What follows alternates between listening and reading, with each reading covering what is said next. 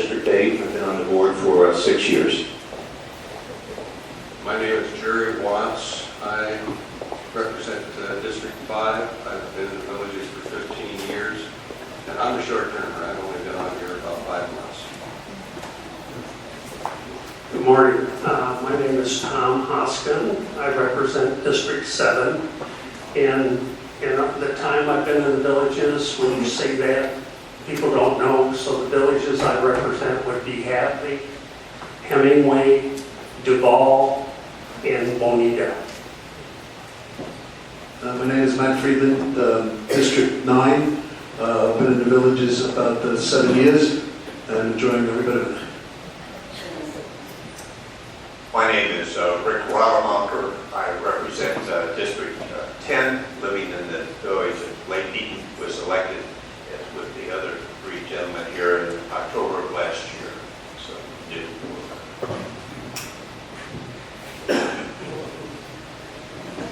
Good morning. I'm Richard Bayer. I'm your district manager. To my left. Candace Harris, Deputy District Clerk.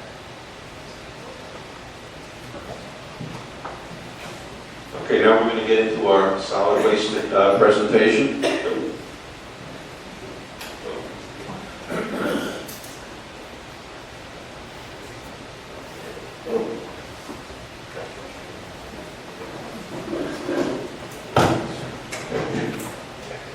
Good morning, everyone.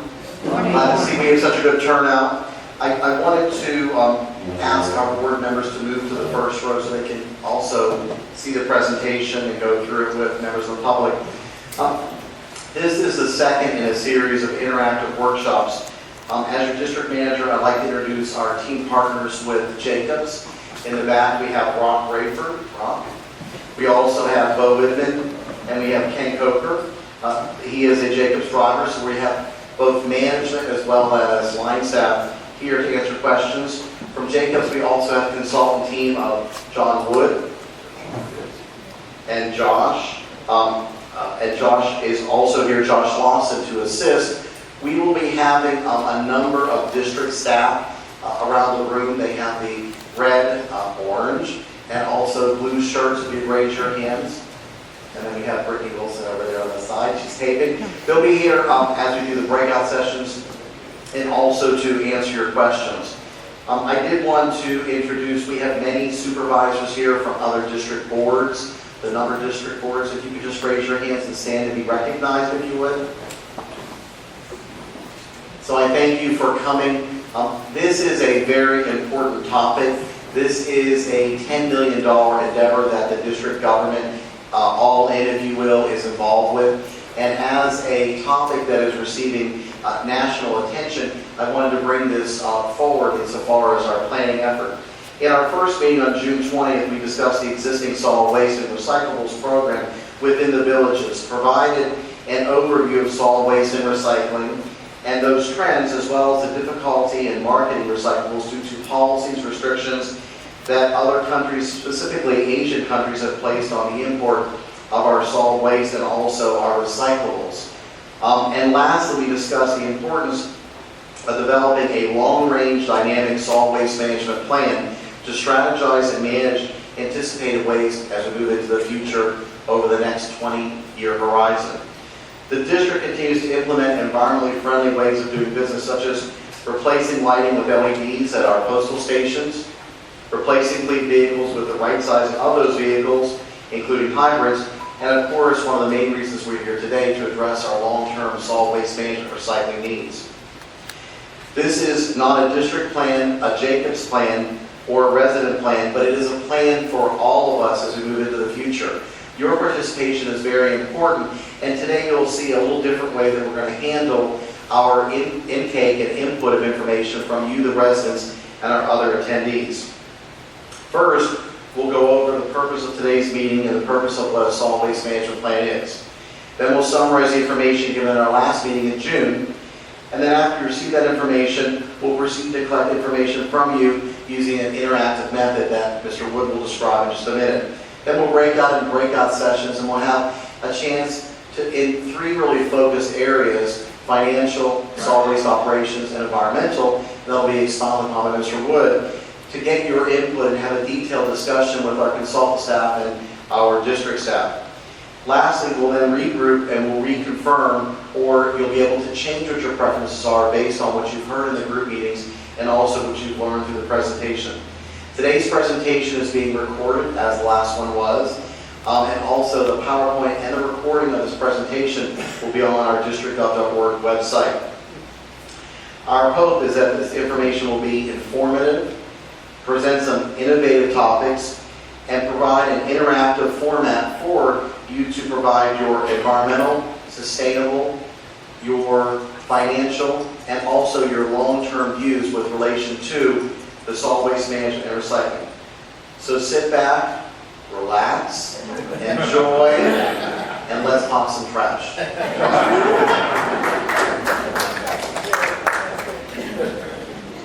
morning. Thank you for coming. Solid waste is my life. This is what I do. I enjoy this, but I appreciate you coming out and hearing what we're talking about, hearing what the district's doing, but more importantly, we need to hear what you're interested in. We need to hear what's important to you as we develop this plan. So our agenda, Mr. Bear talked about, we're going to summarize our last meeting. How many people were at the last meeting? Okay, about a third or about half. Good. We're going to provide some additional information. There were some questions at the last meeting, so we're going to provide a little more additional information. And then we're going to collect information from you. We need to understand your thoughts, your feelings on what works, what doesn't work, what you desire in the solid waste program. We'll move to some breakout groups, and then we'll have some one-on-one conversations, and then a wrap-up. So the purpose of today's meeting, like Mr. Bear said, the district's in the process of preparing a plan, solid waste master plan. And the plan will be developed with input from residents. We had our previous meeting, we're here today, we're going to have another meeting in the future. And the purpose today is to collect that information from the residents. So the plan's going to address how much waste is generated, where it's generated, residential, commercial, the type of materials generated, as well as include this process of citizen input. We're also going to identify in the plan the long-term financial needs. What is needed for the current program? What's that money being spent on? And then provide recommendations to move forward. This is the schedule. So we're here in August. The first box, we're doing the public input workshop. We will then, based on the input we received today, we'll work with the district to develop the goals that the district has for the plan. We'll prepare, Jacobs will then step aside, and we'll prepare the draft solid waste management plan. We'll come back to this group and receive input on the recommendations at the draft plan level. Based on that input, we'll then finalize the solid waste master plan. So this is a 4-month process. We're at the beginning of this process, and there'll be opportunities to provide input in the future. Also, the board meets on a monthly basis, so there will be opportunities. This is a standing item on the board agenda, so there may be additional opportunities to give updates. Okay, this is the agenda. But when we start to pull this together, I was trying to decide how to break this up. So we have roughly 3 45-minute segments. Okay? The first one is about me. I'm going to stand up here and talk. And the reason we're doing that is we want to share information with you. The second 45 minutes is about you. So the second 45 minutes, we're going to be listening to you. We're going to be collecting information, understanding your feelings and your thoughts. And then the last 45 minutes are the breakup groups, and that's going to be us. So we're going to have conversations, you'll be able to ask questions, and talk in more detail about some of the information you present. So let's think about this as 3 buckets. I'm going to be up here, I'll try not to bore you about solid waste, but what we'll do is I'll talk first, we'll then have your input, and then we'll move to the group discussion. So at the last meeting, we discussed the existing program, the existing solid waste program. Provided an overview of what's happening in the marketplace right now. Discussed the difficulties that the industry is having in marketing recyclable material, and then the fact that we're going to move forward with the solid waste plan. So when we're talking about the solid waste program, we're talking about districts 1 through 11.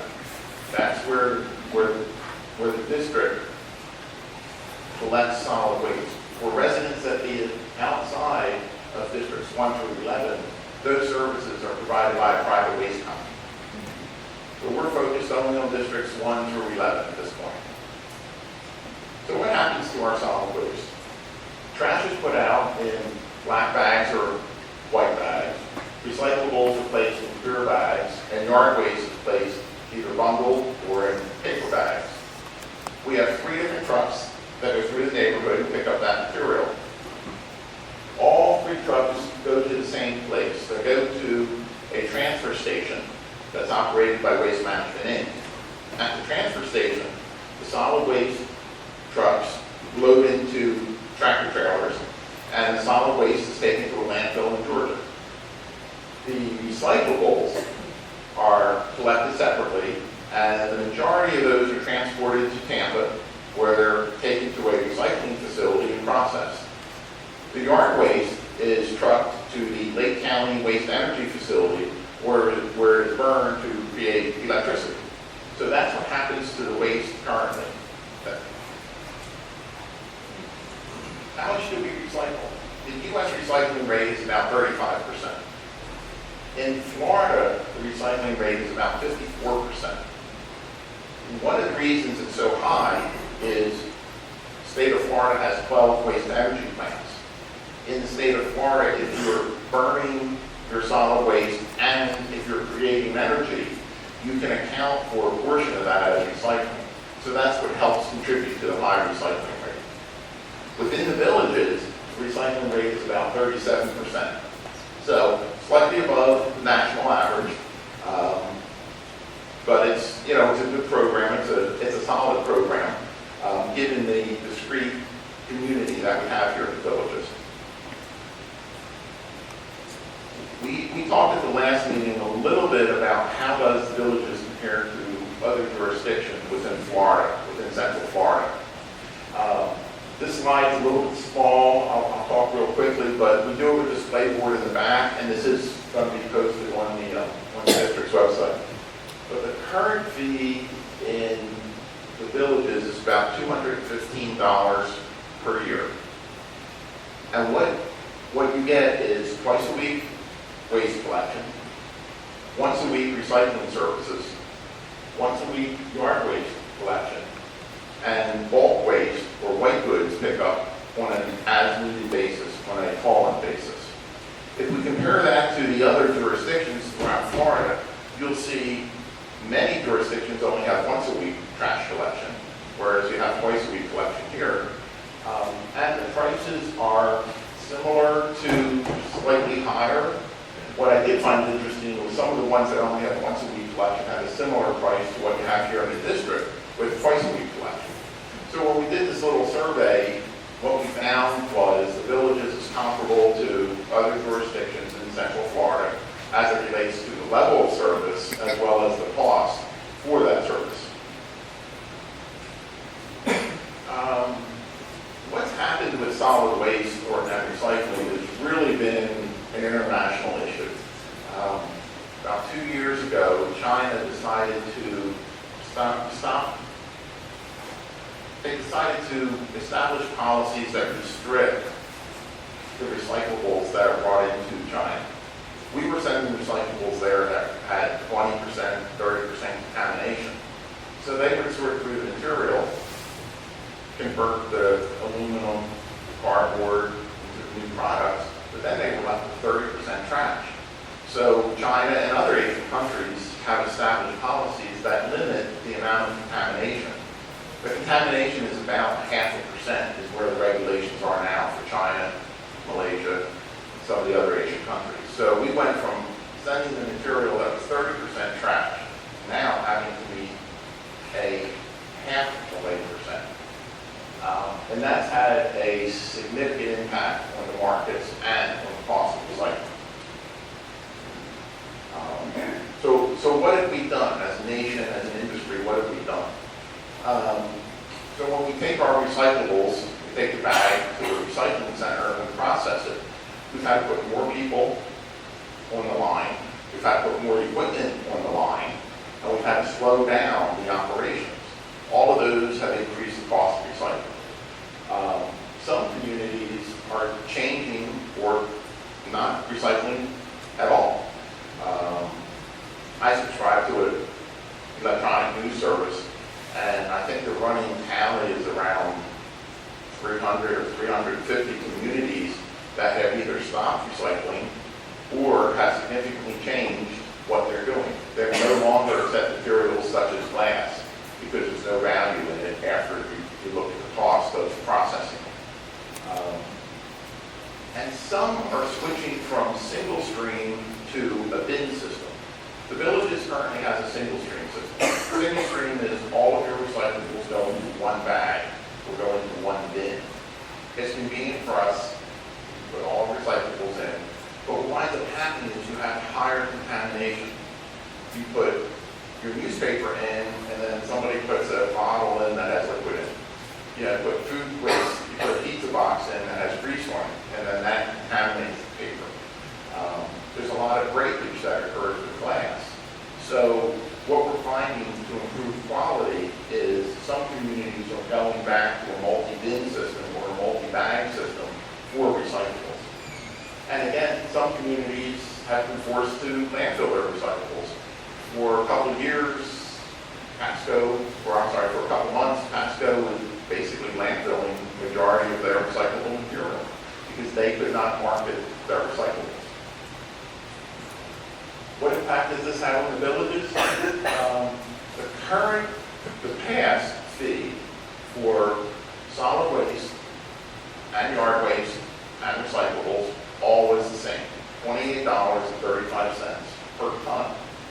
A ton of trash is the size of a small car.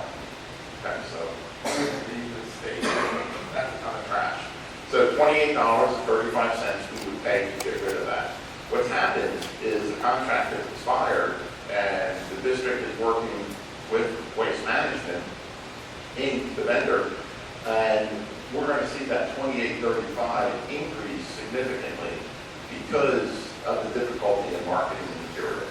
So this global trade impact is impacting us here at the Villages. So additional information. When we got together last time, we had some time afterwards for questions. And thinking about the questions and looking through the questions, there were sort of three areas where people were asking. One is collection operations. The second is solid waste options. What can we do? And the third is financial. So what I'd like to do is provide you a little more information, a little more detail than we did previously, but then we will have separate breakout sessions on each of those topics so we can talk about them later on. So solid waste collection. Jacobs is a contractor that works for the district, and we do the solid waste collection, recyclable, yard waste, and bulk waste. We have 11 solid waste trucks. We have 6 recycled rear loading trucks, 2 commercial front loading, so we go to businesses and pick up their waste that is in dumpsters. And then 1 truck that does bulk goods and weight goods, picks that material up. We employ 68 full-time employees to perform these operations. You'll have a driver, and then you'll have 2 people on the back of the truck. So that's what our equipment is, and that's what our staffing level is for the Villages. The amount of waste we collect, so this was for fiscal year 2018, was 22,000 tons of trash. So 22,000 tons, if I had a pile that was this big, we collected 22 times 1,000 tons of trash. Recyclables is quite good, 11,000 tons. So that's nice. Commercial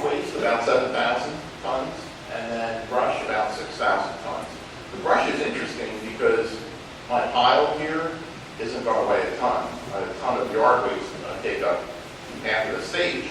So it's not as efficient to collect brush as it is to collect solid waste. So a total of about 47,000 tons of material we collected last year. I'd like to touch on the bulk waste. So the bulk waste includes, we have a list here, furniture, household trash, pallets, remodeling debris, bicycles, lawnmowers, mattresses, carpeting, fencing, lumber, etc. Stuff that doesn't fit in your bag. You call, we come pick it up. Last year we made over 10,000 pickups for bulk material. So that's a high level, given the number of communities, 50,000, 45,000, I guess in districts 1 through 11. So basically we reached out to 25%, 1 in 4 of the households we visited for bulk waste pickup. Yard waste collection, again, trees, tree limbs, branches, etc. That is bundled, placed at the end of the curb, or placed in paper bags, and then we pick that up on a weekly basis. That's done, once a week, like the recyclables collection. So that's sort of a quick summary of what we've been doing on the collection program. So if we look at what options are available, we have recycling, we've got energy from waste, the waste energy, landfill. The map on the left-hand side, that shows the landfills or waste energy facilities that are near to the villages. So there's a discrete number of facilities that we can go to. There's only 12 waste energy plants in the state. There's 40 landfills in the state. Part of it is where are they located. It may be a great landfill, but if it's up in the panhandle, the cost to get the material there is going to be very expensive. So when we start to look at these options, we need to consider not just the cost of disposal, but we also have to consider the cost of transporting or transferring that material to the disposal site. So what is recycling? Recycling is, I put the trash out on the curb, right? That's only the first step. That's the easy step, if you will. So we put the trash out on the curb, there's 4 more steps that have to occur. We have to collect it. It has to be processed at a materials recovery facility, or MRF. It then has to be taken and remanufactured. We need to take the aluminum cans and reprocess it and make new aluminum cans. And then we need to sell it. So it's easy for us to think about, okay, what can we do here at the curbside? But what impacts our program is the ability to process it and remanufacture it, and then if people buy it. Most people buy aluminum cans and don't even think about the fact that it's remanufactured, and most companies don't advertise it. When you buy paper products, a lot of times you'll see that advertised as contains 30% or 50% post-consumer recycling. But we have to think about this in terms of, yes, we can put it back into the marketplace, but we also have to, as consumers, we have to be able to buy that material also. So there's 5 steps in recycling. Putting it out, collecting it, separating the recyclables, making or remaking a product, and then purchasing it. What are some of the benefits? If we recycle, we don't send trash to a landfill, which is a benefit. We don't dispose of that material. It conserves natural resources. To make new paper, to make new cardboard, to make new aluminum, all requires less natural resources. We don't need to cut down trees. We don't need to dig up iron ore. We don't need to dig up aluminum ore. And we also don't have to process it. So the energy benefit is significant. For example, aluminum. A lot of the aluminum we consume here in the U.S. is mined in South Africa, shipped to Brazil, South America, where it's converted from ore to aluminum nuggets, and then shipped from Brazil to the United States, where we process it into Coca-Cola cans. There's a lot of energy, diesel fuel, electricity, that is spent moving material from South Africa to Brazil to the United States. By recycling it, we save that material. We save that energy. If you look at an energy balance, you'll see for the common materials, paper, aluminum, steel, it only takes 20 or 30% of the energy that it does. It only takes about 20 or 30% of the energy to make something from recycled than it does if you're making it from a virgin material. So there's a huge there's a huge environmental benefit to do that. The problem is that benefit isn't realized here in the U.S. The benefit is there's less air pollution because you don't have ships traveling the Atlantic Ocean. Well, we don't see that benefit. That's a social benefit, a worldwide benefit. So the benefit of recycling a lot of times is not local. We pay for the recycling program for collection, but the environmental benefit is achieved elsewhere in the world. It increases economic security by having a domestic market. China has significantly upset our recycling program. If we had domestic capability to process plastics and paper, we wouldn't be having this situation. But we chose to send it to China because it was cheaper. Now, you're seeing a lot of investment. I think the last numbers I saw was about 12 billion in investments to build paper plants, to build aluminum plants, to build plastics processing, so that we now have a domestic supply, a domestic market, as well as a domestic supply of those materials. The other thing is it creates jobs. If we're going to do this here in the U.S., it's going to create jobs here domestically, as opposed to exporting that job because we've sent the materials overseas, we're buying new of a material that was sent overseas. Okay, I touched on a MRF, Materials Recovery Facility. This is a MRF. This is a mid-sized MRF. Walk over here a second. The material comes in here. It's fed. There's a conveyor belt. There's a conveyor belt that comes in, and this is a combination of mechanical and human. People sort the material. That's the best way. The highest quality that we get is with people touching the material. So you have several, you can't see, but behind these panels are the picking stations. So this is where people would be standing to do the picking.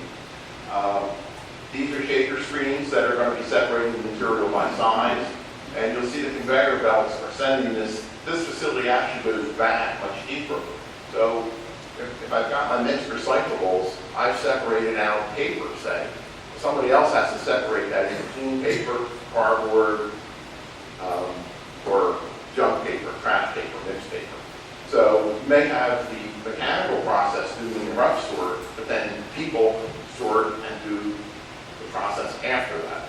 So this is a mid-sized MRF that's a small county, or this is a mid-sized MRF, say that would serve one county, would be about this type of operation.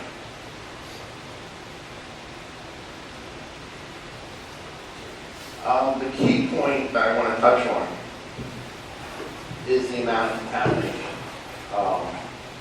So at the MRF, there's a combination of machines and manual sorting to process the material. But in the U.S., about 30% of what we send to a recycling center for a MRF is contamination. Some of it is newspaper that got wet. Other is just trash. So we spend a lot of time, a lot of effort to process that material and separate out the contamination. The other thing that's happened is the waste stream has changed. A lot of the MRFs were built about 20 years ago, and we had a certain waste stream at that point. 20 years ago, what did not exist? Amazon. If you go to a MRF now, and partly because when you dump trash, the lighter stuff floats to the top. You go to a MRF now, it's full of little brown boxes. LBDs, what was it? Little black dress, LBD. No, we have LBDs, little brown boxes. You go into these MRFs, there are more little brown boxes than you know what to do with. So the processing equipment was set up not expecting little brown boxes, you were expecting big brown boxes, because that's what we used to have. We're seeing the waste stream change, obviously, with more and more plastics, but I was reading an article last week where Coca-Cola and Pepsi, their bottled water is now converting from plastic to aluminum. So Desante and Aquafina, you're going to start to see more aluminum containers for bottled water than you will plastics. So the waste stream continues to change. We've got these facilities that were set up to accommodate one type of waste, and now we have a different waste, so we're spending more time. We're seeing a lot of retrofits on MRFs to accommodate that changing material. The current challenges, the graph on the left-hand side, this is a graph that shows the amount of mixed plastics that we export, the amount of mixed plastics that the U.S. exported to China over time. So in 2012, we exported about 2.5 million tons of mixed plastics to China. Mixed plastics, you know how you have plastics and they have a little number on the bottom, 1, 2, 3, 4, 5, 6, 7. Mixed plastics means it's all of those, low quality material. Because of the changes in their policy and regulation, last year it essentially went to zero. So we lost that market to sell mixed plastics. What happened to the price is we used to, in 2012, we could sell that for about $150 per ton. Now, maybe you get $30 or $40 per ton for that material.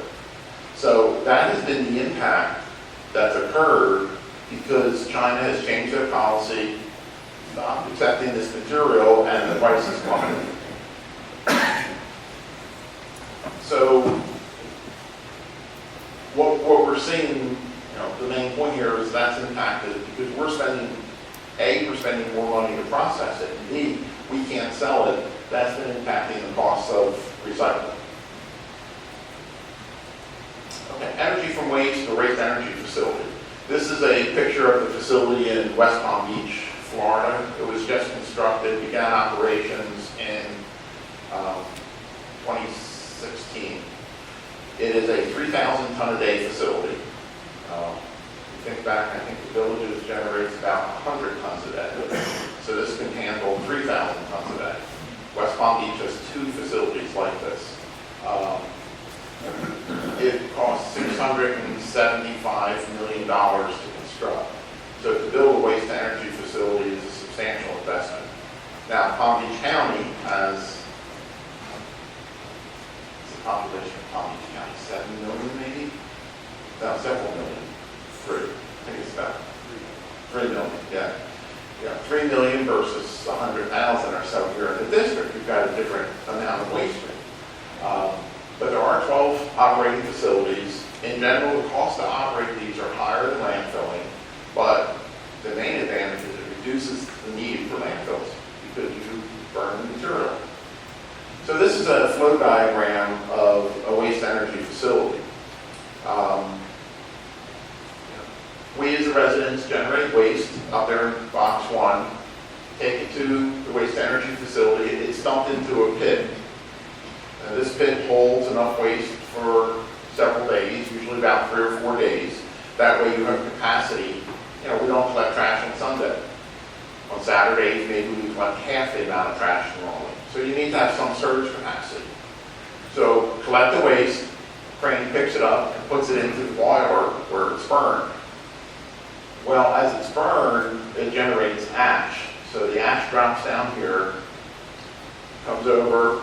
This is the air pollution control equipment. There's also ash that comes out of the air pollution control equipment. That ash is combined.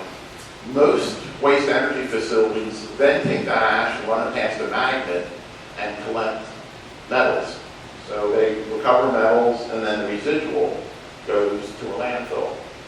For each ton that you put in the beginning, you get about 200 pounds down the back end. So it's a 90% volume reduction, or 90% reduction in what goes through the facility. When you burn the trash, it makes heat. When you make heat, what we do is use that heat to heat water and make steam. We run the steam through a turbine, which then creates electricity, which we put back into the grid, and see the power line goes back to the house.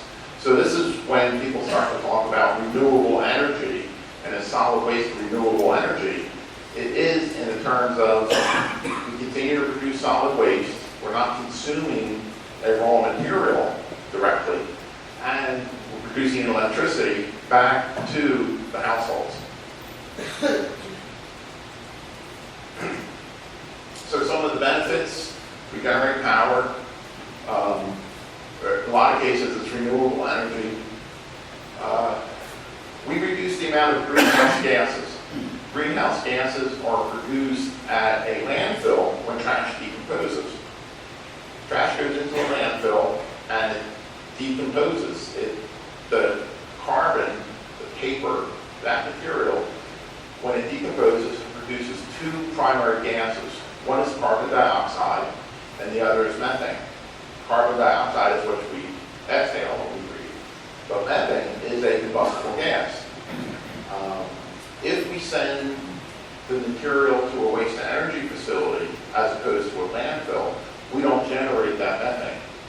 So there's benefit there, and we're reducing the amount of greenhouse gas emissions compared to landfill. So the greenhouse gas emissions from a waste energy plant are less than if we landfill the material. And again, like I touched on, landfill usage is greatly reduced.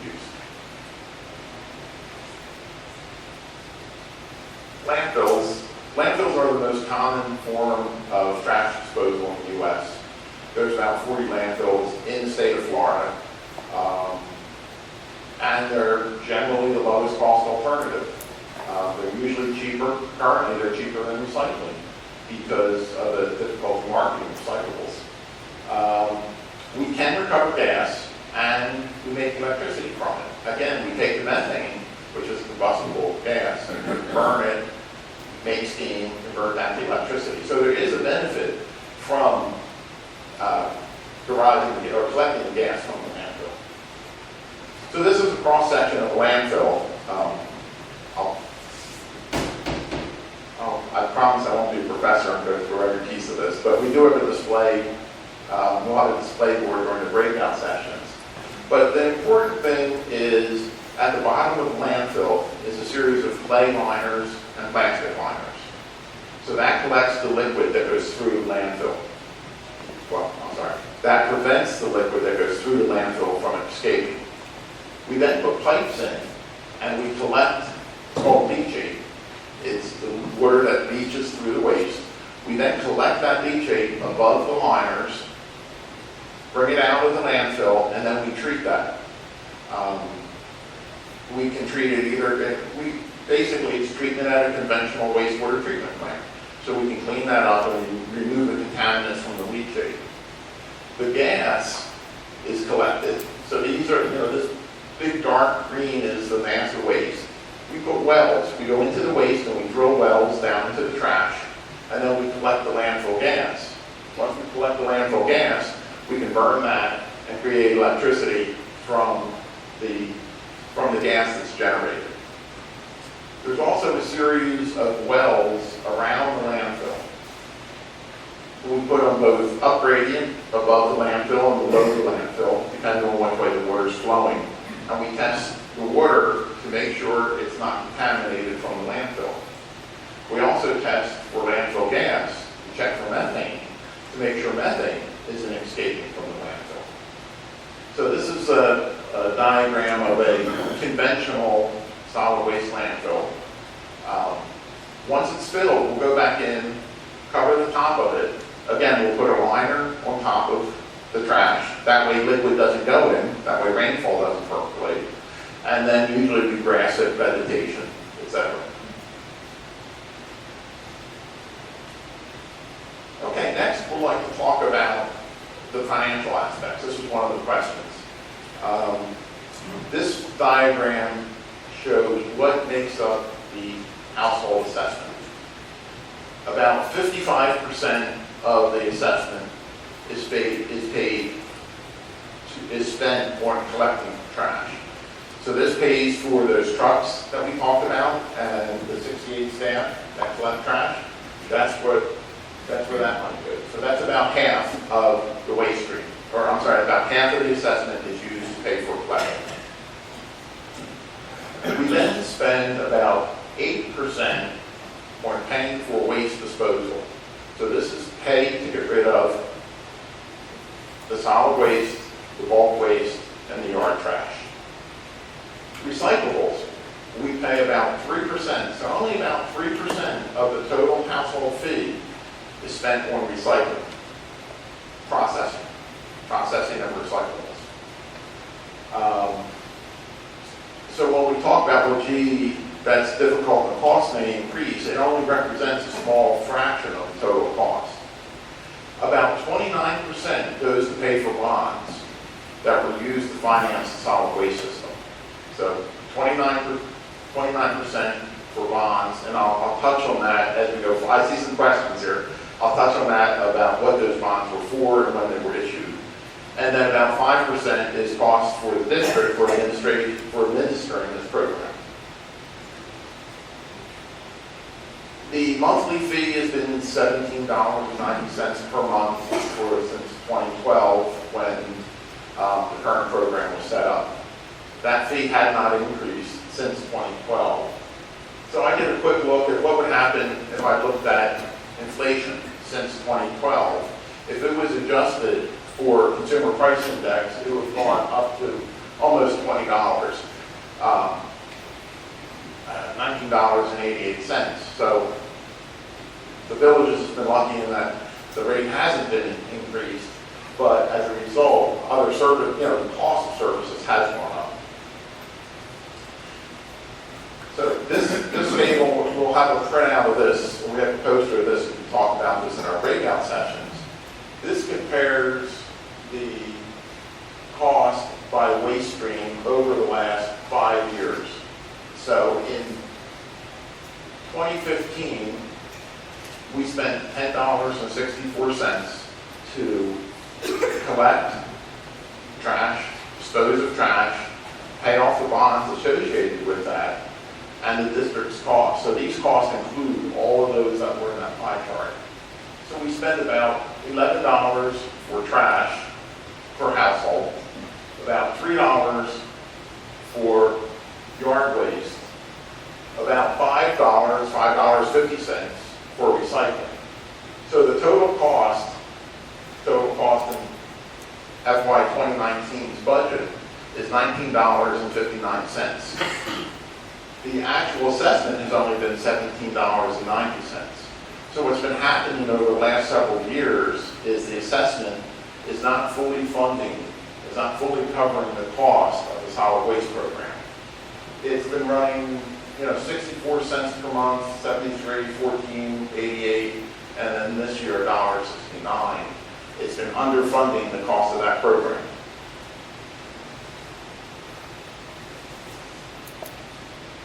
So let's talk about bond fund. In 2012, the district, North Sumter District, became the provider of solid waste services for districts 1 through 11.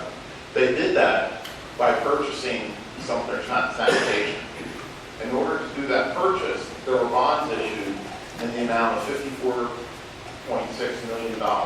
So those bonds were issued to buy Sumter Sanitation. Bonds were starting to be paid off then, and I think it's a 30-year bond issue. And the household assessment is used to recover the funds to pay off those bonds, to pay off the principal and the interest associated with those bonds. The district, on a regular basis, the district reviews how much money do they have in the fund to make sure they have enough money to pay the fund or to pay off the bonds for the next 10 years. It's a forward-looking 10-year assessment. There is a coverage ratio where the district has to have basically 15% reserves set aside. This year, or in 2019, that set aside was not met, and there was a shortfall of about $450,000. We're not saying that they're negative, it's just the money sitting in the bank wasn't enough to make the bond companies feel comfortable that we will continue to pay this off. So it's not that they're negative, it's just there's not enough in the savings account right now. So current situation, the household assessment hasn't been covering costs. And this year it got to the point where we weren't having enough in the savings account to cover the bonds in the future. This does not include anything we talked about with recycling. This is historical. Recycling, if we continue recycling the current program, and the district has some pricing from Waste Management of what it would cost to continue to do this, the process of recyclables, that would add an additional 75 cents to $1 per month. So that shortfall, when we were 50 cents to $1 short, that did not include the changes caused by recycling. So what's happened? What steps has the district taken? Last week, the board approved increasing the monthly household assessment from $17.90 to $19.38. So this is an assessment. This is just your household assessment for solid waste. I also understand Sumter County has increased taxes, and there's a significant increase in homeowners' taxes. This is separate from that. This is just the user fee for the solid waste program. The other thing the district's doing is we're looking at what options are available. What can we do? Can we change the collection program? Can we change where we send material to reduce costs? They're in the process of negotiating for solid waste disposal in the future. And they're also looking at what their situation is with respect to their costs. How can they reduce costs? So that's what's happening now. This is actions that the district has taken to control and and make sure they can cover their bond costs into the future. So that's sort of a quick summary of additional information, what's been happening. So we're going to take a little break now, and this is the you part of the meeting.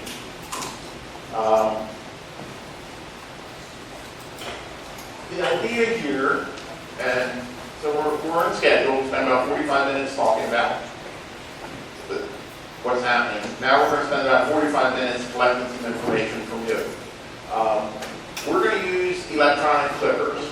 So teams are handing out these little clippers. What we're going to do is ask a series of questions and ask you to respond by pushing the correct button. What is interesting about this is we'll have real-time results, so we can see what everyone thinks. You can see how you voted. You will know how you voted, and can see how you voted compared to the rest of the group. Now, a couple things. This is completely anonymous. We don't know, you didn't sign in, we're randomly passing out the clippers, so we don't know who you are. Watch how you vote, I know who you are. So it is completely anonymous. What this does, at the last meeting, we had some time at the end, and people asked questions. And there were half dozen or a dozen people that had a chance to ask questions, but not everybody did.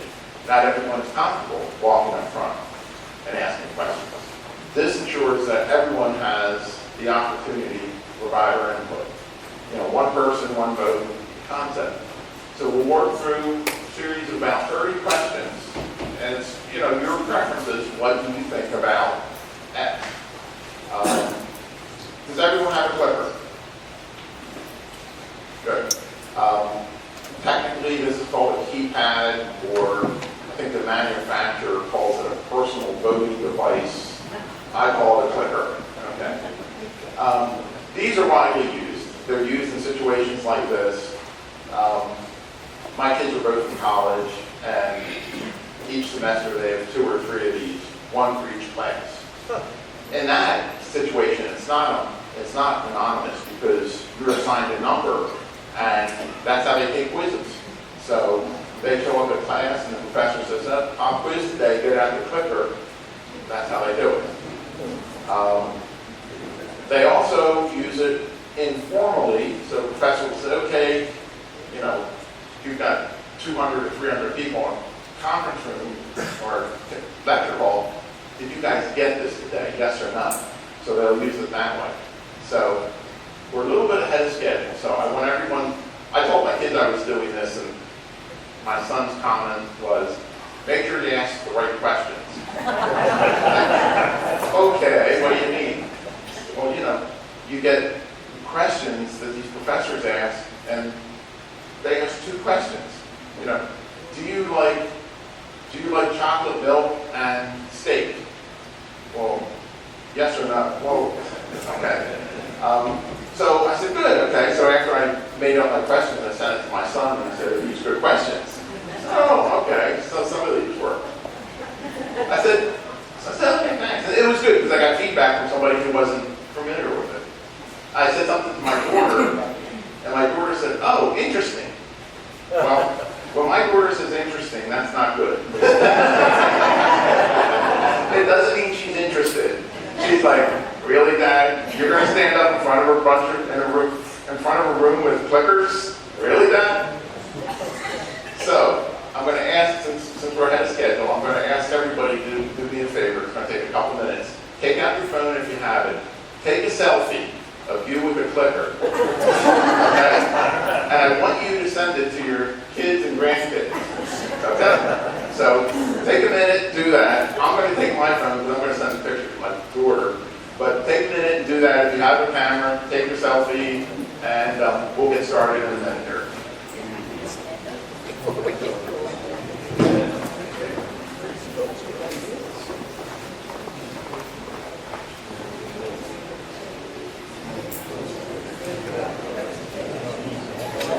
Now, if I do this right, I can keep you guys in the background. So. Without the screen there. There we go. Okay, so that's something I did.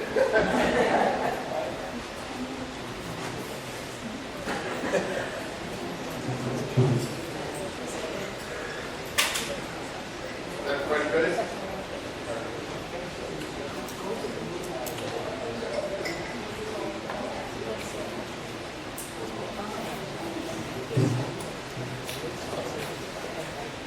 So how these votes, or how these work,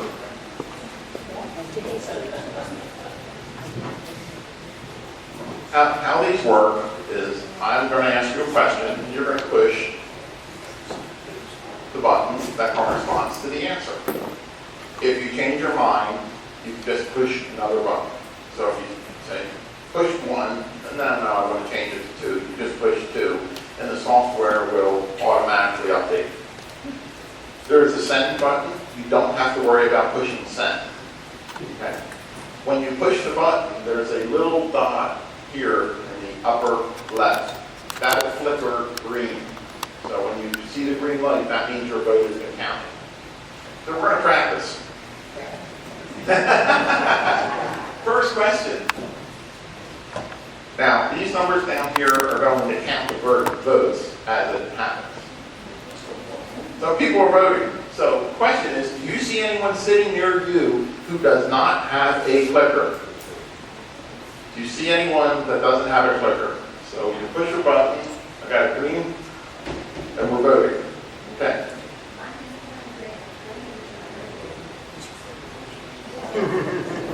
Are we good? Josh and Terry, can you guys help? Any questions? Are we okay? Everybody? Everybody good? Okay. So we have about 85 people, which is about what I counted. So the results say,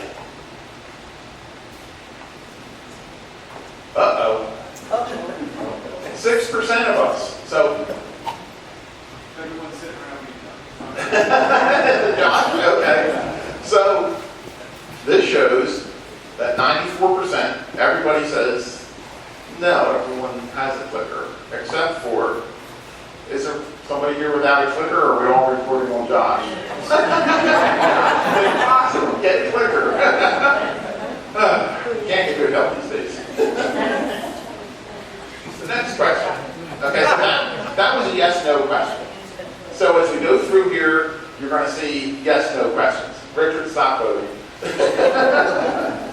You're going to see yes-no questions. Next, we're going to have what we call agreement questions. So I make a statement, and do you agree with the statement or not? So your choices, my question is, I like broccoli. Not me.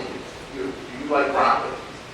Yes, strongly agree. My favorite vegetable. To, yeah, it's okay. To, if it's there, I'll eat it. To, not really. To, no, I don't care what you do with it. I don't care if you fry it, hot sauce it, whatever. Not going to happen. So there's an agreement question. How do you feel about broccoli? Okay, we got most of the votes in here. Everyone be good with voting? And the result, hey, you guys you answered correctly. We do like broccoli.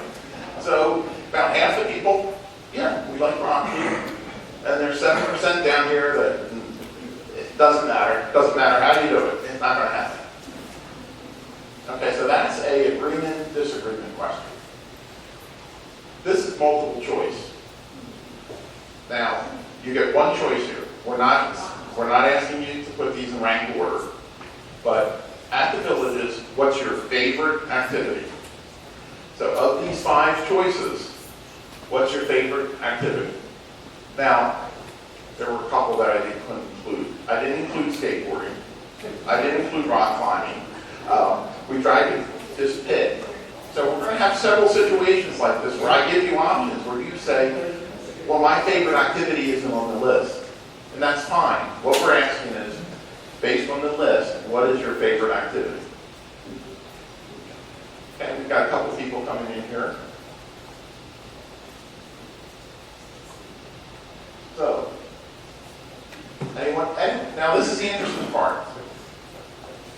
Anyone want to venture a guess? What do you think the group is going to say? It's going to be golf? Okay.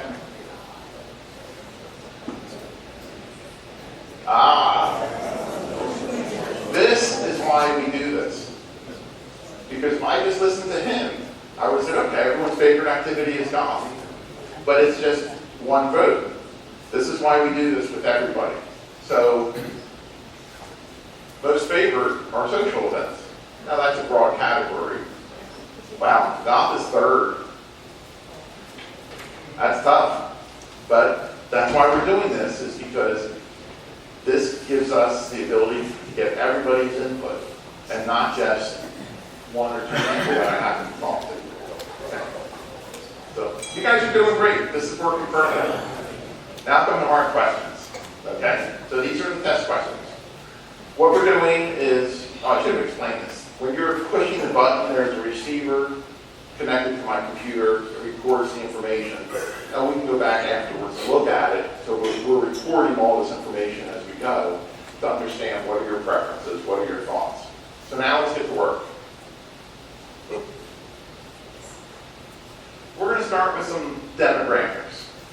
We want to understand who you are.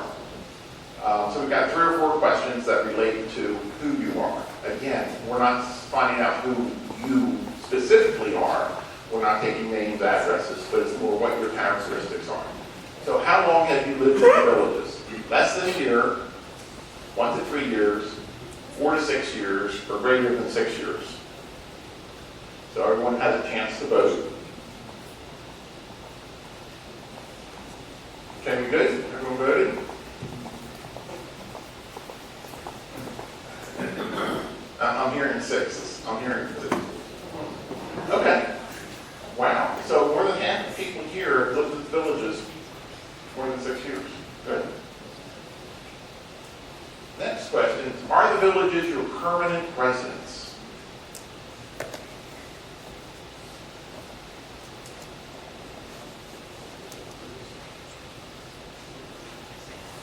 Okay.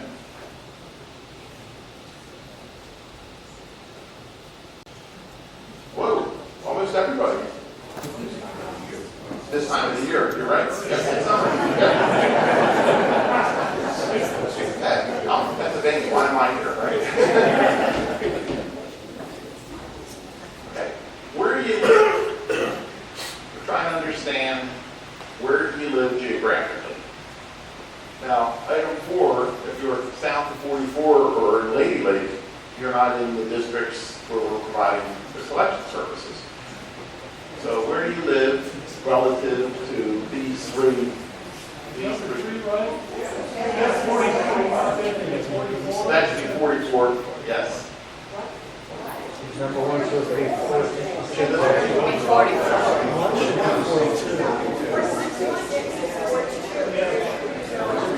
Oh, you're right, yeah, okay. 466 and 42, right? Okay. Yeah. It's more than that. Okay, I have to tell my son I failed. One day, a question. And number 1 is 466A.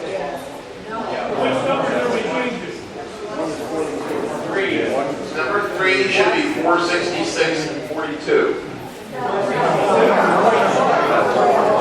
Number 1. Oh, number 1 should be, oh, okay. There's at least 2 wrong. Let's ignore this one. Everyone pick number 4. We'll ignore this one. That's my bad when I was looking at the map there as it was described. So we'll throw this one out.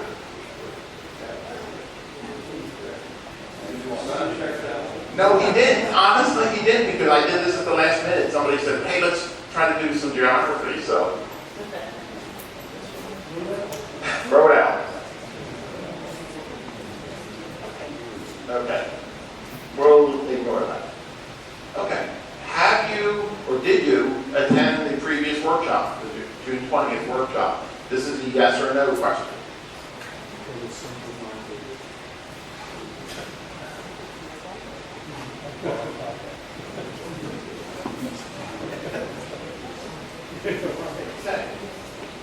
So again, it was similar to when I asked the question earlier. I said about 25 or 30%. So slice 1, the answer to question 1 was yes, so about 25 or 30% attended, and most of you are new to this.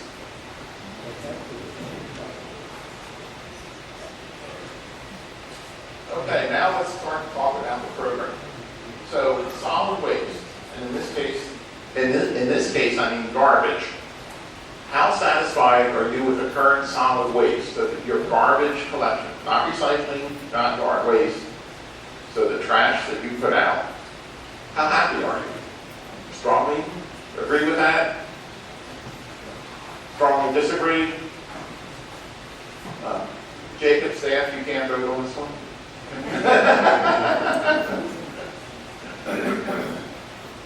And well, it sort of happens, that's neutral. Okay, everybody ready? I'm a little nervous. I didn't think about this part of it. How are we doing? Oh, good. Thank you. Okay, so this is what we're going to do. We're going to have a series of questions about service levels now. And what we'll want to do when we do our breakout sessions, the people down here who aren't happy, we're going to talk to you with Rob, so you can have that one-on-one conversation and understand what isn't working for you. So the current solid waste system works. There's no need to change it. Let's just keep what we have. Do you agree? Are you neutral, or do you disagree? So the current system being, I put the bags out put my trash out in bags. They come twice a week. How do you feel about that? Does that work for you?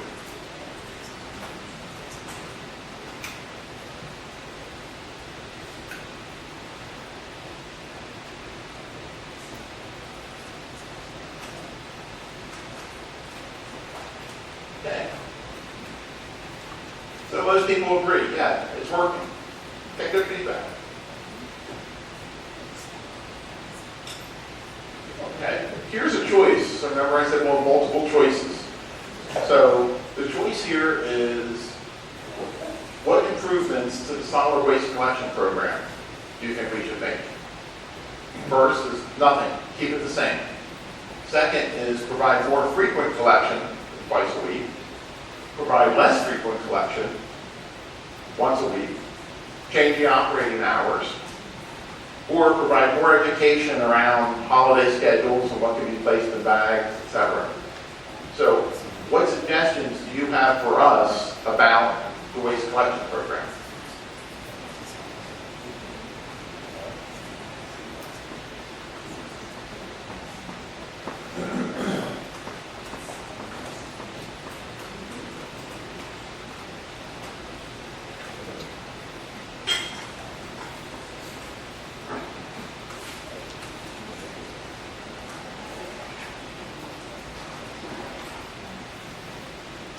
Okay, results are in.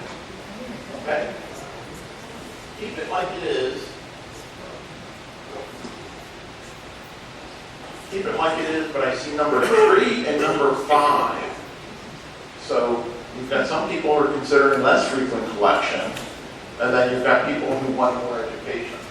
Okay, so this is good input. We'll be talking about, that's one of the topics, is what else can we be doing for education?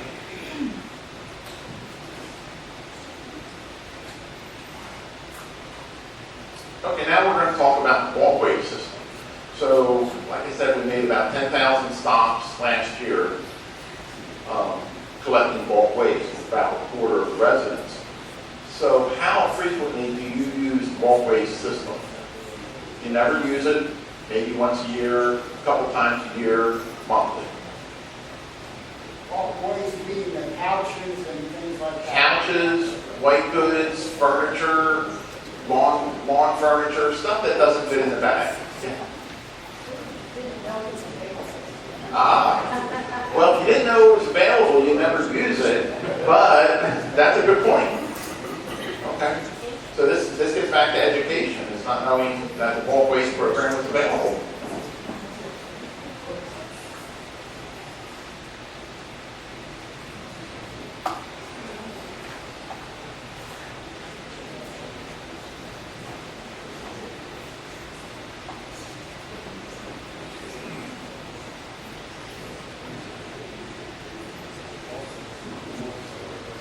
We have a couple people who are still thinking about it, or we're good? Good? Okay, so people either don't use it or use it once a year. Less than once a year. Okay. It's not like we're finding people use it multiple times.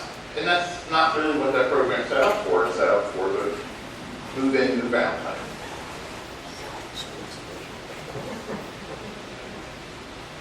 Okay, so the bulk waste at my house, where does it come from?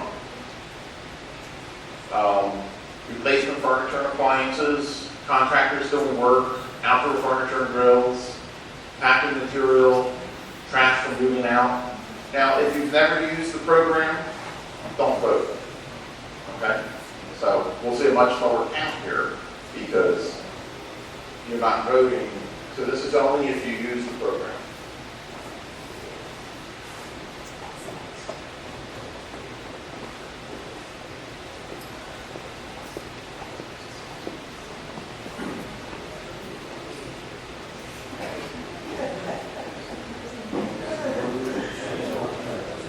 We good? Everyone voted?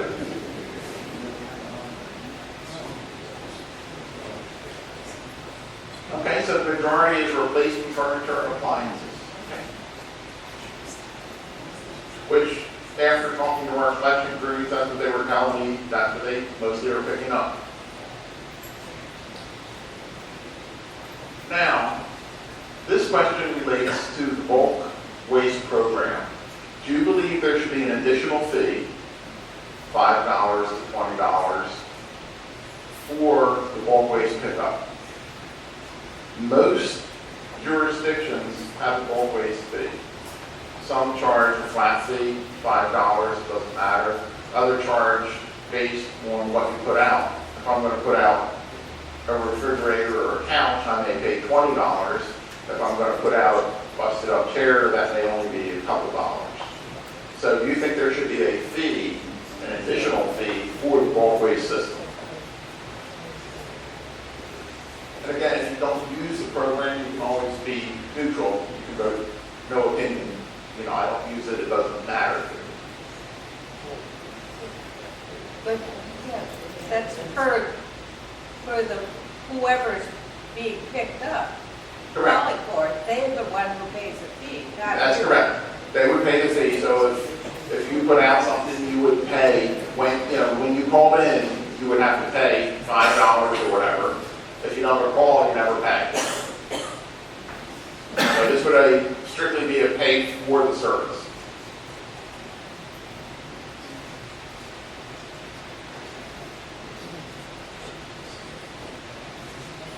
Okay, so it's long support of this, but it's not, there's still 20, 30 some percent that want to keep it the way it is. Okay. Okay, yard waste. A couple of quick questions about yard waste. Do you participate in the yard waste program? Do you participate in the yard waste program? Yes, I put material out every week. Yes, I put it out every 2 weeks or so. Maybe once a month. Only when I'm saying doing cleanup, or no, I don't participate. So see, my son did review this one because he did have no as a selection.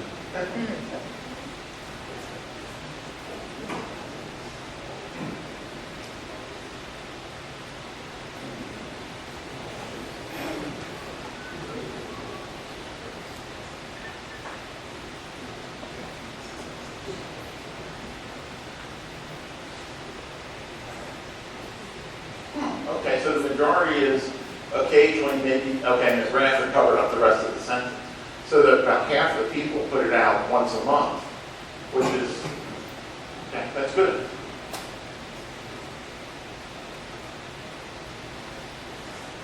Are you satisfied with the current yard waste program? So you take the material, you take it to the end of the driveway, bags, bundles. Does that work for you?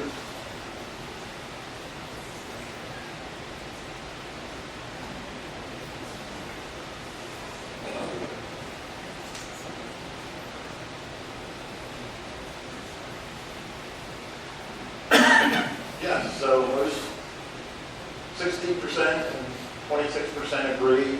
Again, there's a couple people who it's not working for, so that's what we want to hear about when we go to our breakout sessions.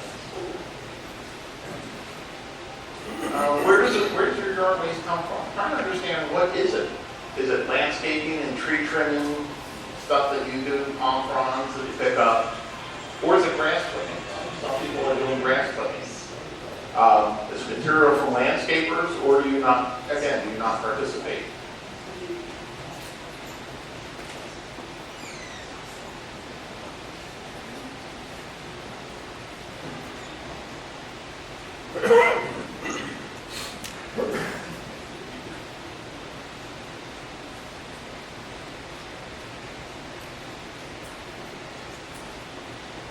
Everyone done voting? Any other thoughts?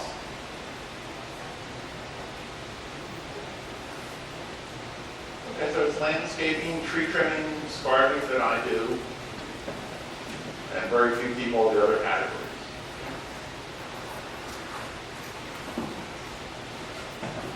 Now we're going to talk about recycling, and this is really where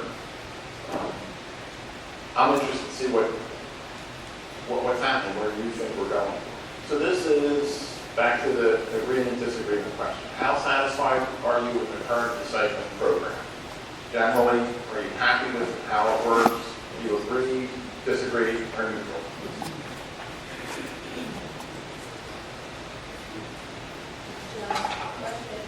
Yeah, question. Yep. I'm wondering, is that strictly as to how it affects you personally, or are we to incorporate our feelings about how it affects the community and the state and the environment and everything in general? Even though it may be perfect for us, we have an opinion that, it's not good overall. It should be included. Okay. This is you personally. Well, I have some other questions that are bigger. Could we be doing more type questions? So that's where you would, so this is you personally. Let's look at it that way.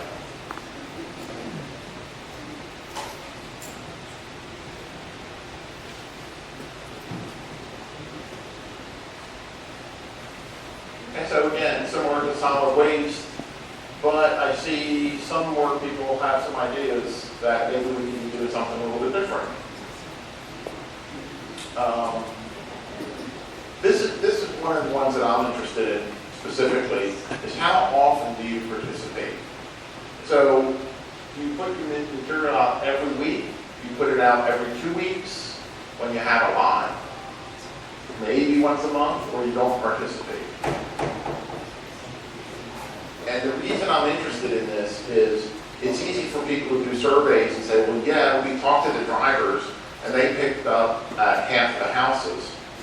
Well, that doesn't mean that those other people aren't participating. They may be only putting the material out every 2 weeks.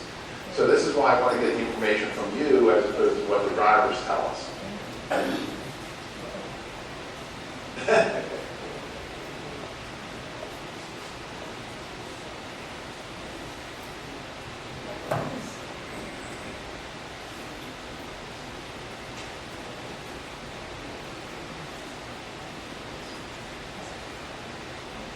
Oh, okay, so it is every week.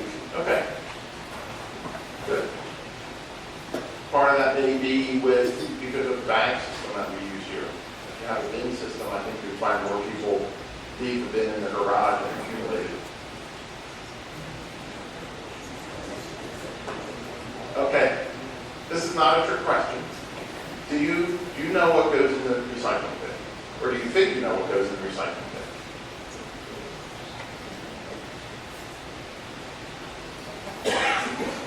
Yep.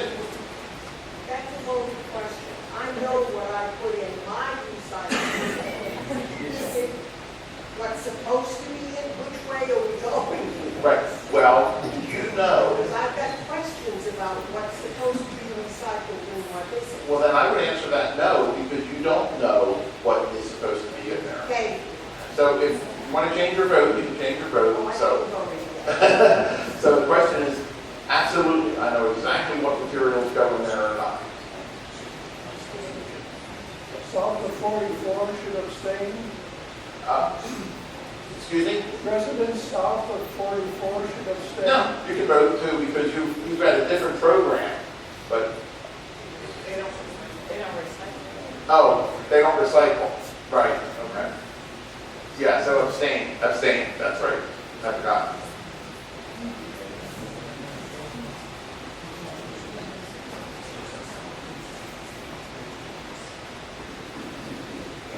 Ooh. Okay. We gotta talk more. Very good. Very good. Okay, suggested improvements to the recycling program. So do we keep the program as is, just put in the materials that we have, use the bag system, or do we want to add more materials to the program, even if it increases cost? Do we want to reduce the number of materials in the program to control the cost? Do we want to stop recycling altogether in order to reduce cost? Or do we need to provide more education? Now, again, you only get to pick one. Now, I will exclude, based on the results of the last question, we need to provide more education. We just saw that. So don't feel like you have to vote for 5 because we just heard you say that. So I would say probably focus on the top 4 questions because we know we did get the input about education. So keep it as is, do more, pay more, reduce, save a little money, or just discontinue the program.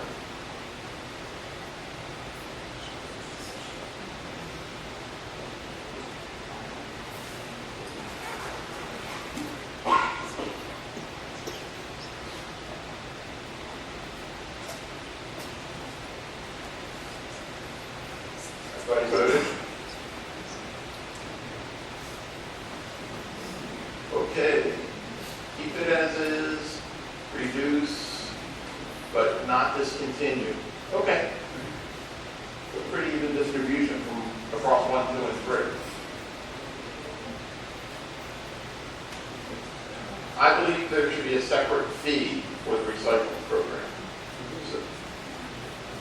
So do you agree with that statement, or do you think it should just be?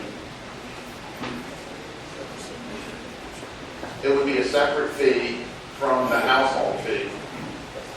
But do you think there should be an additional fee or a separate fee for recycling? So you didn't participate, you wouldn't pay the additional fee? You wouldn't do it, you wouldn't be Yeah. You wouldn't be, think of it as a subscription service. If you didn't buy the service, you wouldn't be recycling. Right. Good for everything in the trash bag. You had a question? Same question.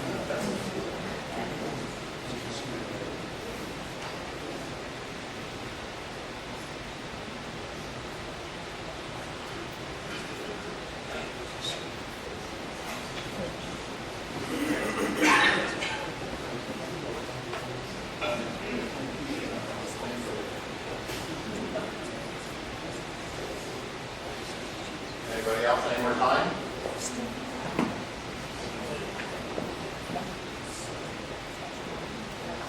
Okay, so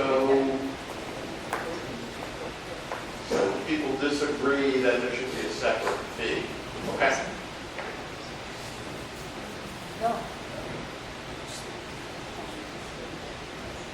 I understand the difficulty of recycling in today's economic market. So based on what we've been telling you, do you understand that it's difficult for the industry to market recyclables today? If you don't understand that, and disagree, I think also if you disagree with that opinion, that could also be a disagreement.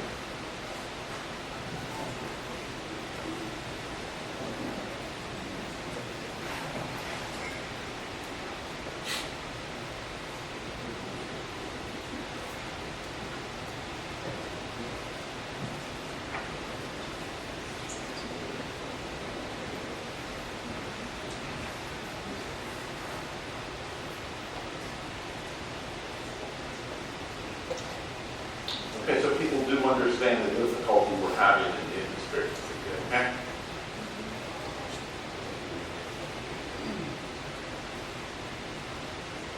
So the next question is about waste energy.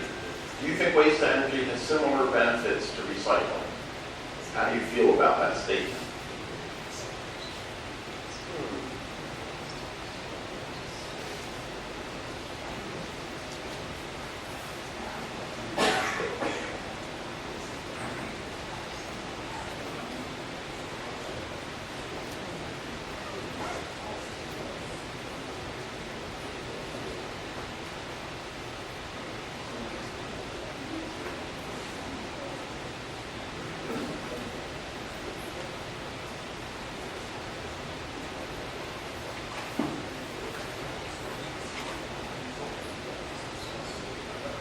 So most people understand and agree and see that there's a benefit to waste energy.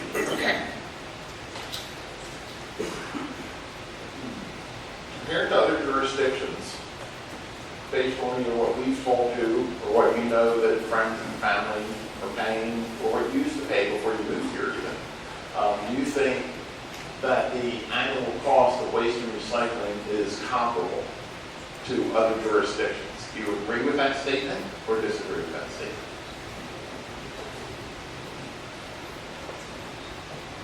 Question on that. Jurisdictions. I came from Michigan. That would be my. Yeah, that's your comparison. Yeah, I mean, we've been, the examples I was given were mostly focused on Central Florida, but yeah, what you're comparing, other comparisons.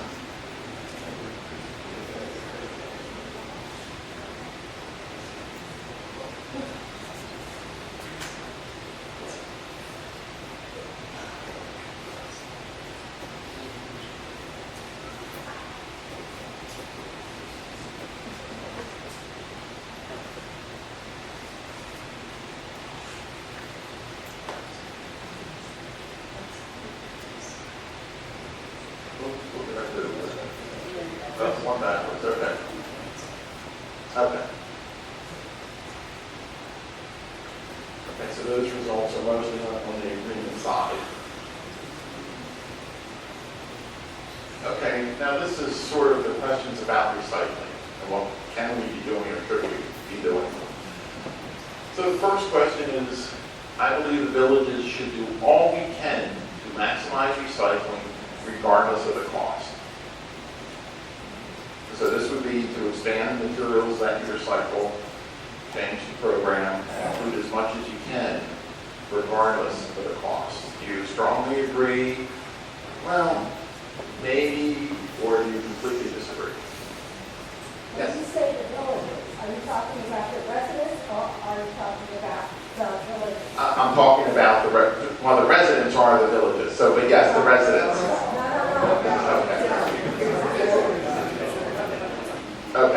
Okay, you're right, because the villages, you have administrative buildings, you've got Postal stations. That's right, okay. No, I'm talking, this question should not be the villages, this should be you, the residents. Good point, yep. It's not doing too good.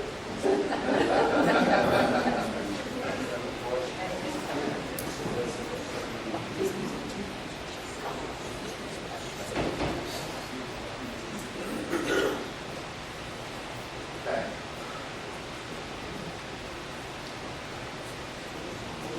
Oh, interesting. Now I'm going to ask this question a different way. I'm going to ask this question a couple times, a couple different ways to see if we see anything develop. But should we, not the villages, should the residents, should we do all we can to control cost, even if it means reducing or eliminating recycling?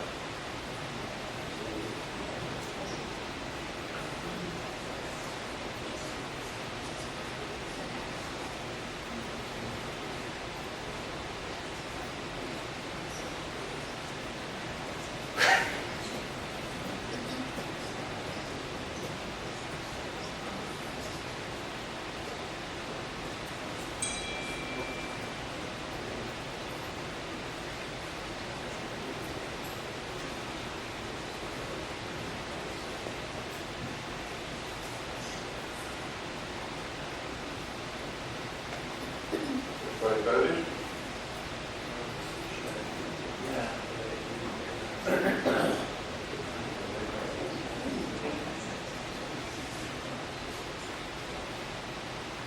Okay, so again, a little bit of distribution, but some disagreements on the statement.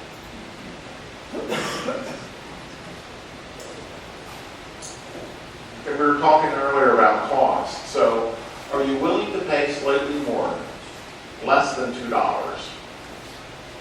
per month, to maintain the current waste and recycling program? So are you willing to pay less than $2 for the current program? Yes. Didn't they just supposed to go ahead and raise it just under $2? That's already been determined. That was to raise the rate to cover the bond. It had nothing to do with recycling. All right. Thank you.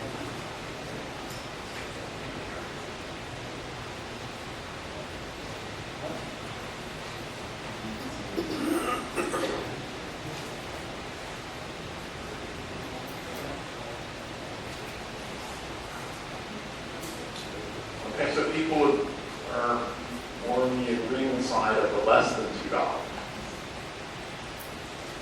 How do you feel about this? I'm willing to pay more, significantly more than $2 to keep the current program.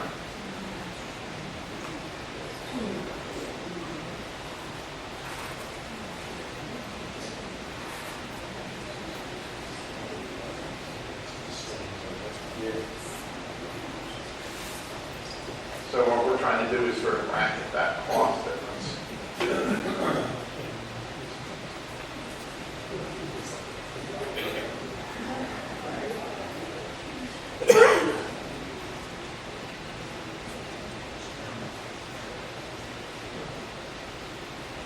The other thing I meant to mention is, as we're going through, I'm sorry, Can you define significant? I Be significant was more than $2 per month. It could be $20. It could be, it could be, right, $3 is not significant over $2. correct. So let's say more than 2, but less than 10. Yeah, good point.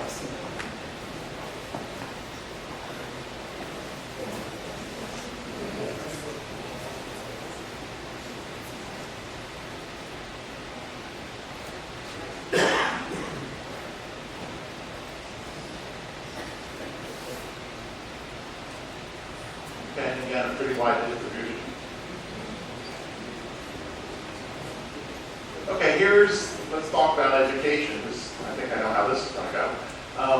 What's your primary method to get information about the solid waste and recycling program? Call the district or Jacobs, the website, newspaper, neighbors. You don't need information. There's also sort of an answer here that's not up here, which is, I didn't know. So if you don't know, I would say abstain from voting.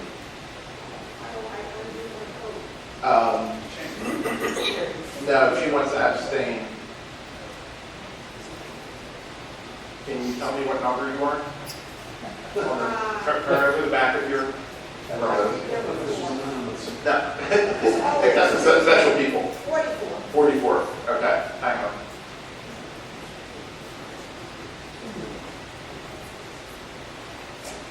It will be counted, but when I go back through, I can correct it. Okay, so what is your primary method to get information? This, and abstain if you... Right.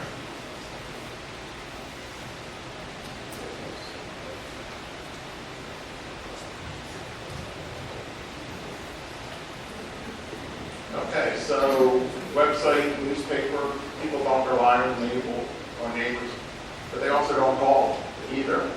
Okay.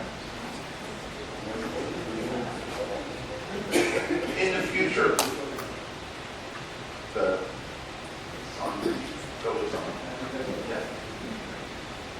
in the future, how do you want to get the information? How do you prefer to get the information? What we're trying to understand here, for example, some people want to get everything from the website, other people want to get it delivered to you. Some people like direct mailers. You know, I want something sent to my house. I guess the issue I've had with both of these questions is it depends on what kind of information I'm looking for.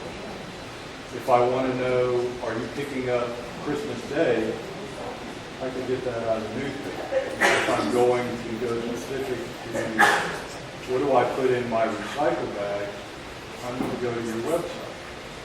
Okay, good point. Kind of see that Yeah, it depends on... information of what to store. You've got different So levels. the question is, what type of information? Because if you're looking for, say, schedule information, you may go one place for that. If you're looking for information about what goes in the recycle bag, you may go to a different location. Give me Paul's here. Another question? Until today, I had no idea that Jacobs was the company that picked up trash. I didn't know that. It's on waste management. Right. Okay. Let's go back to this question.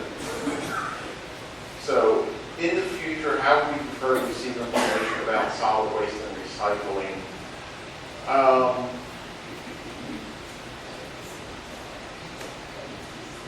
Where or what would people need the most information? When you move in, you've got one set of information.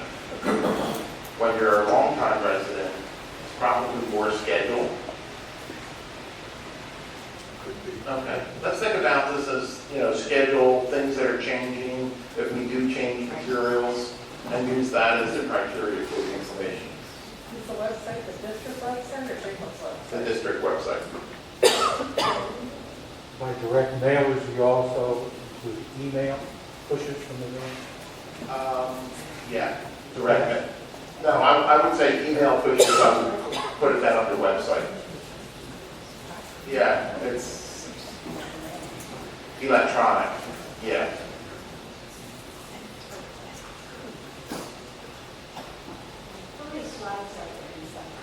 About 5 more. Thank you.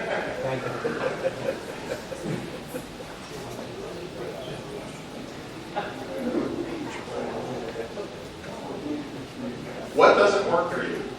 What doesn't work to receive information? How do you not want to get information? I don't want to have to go on the computer, or you don't want to have to call somebody.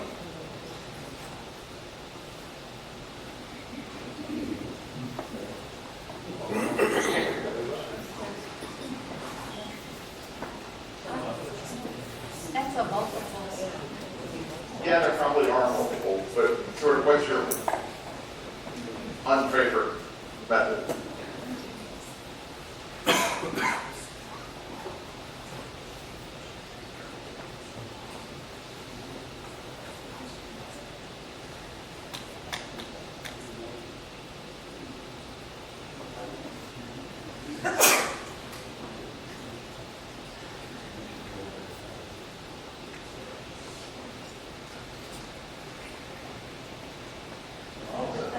Okay. How important is this topic to you? You're here, you all spent the time. How important is it?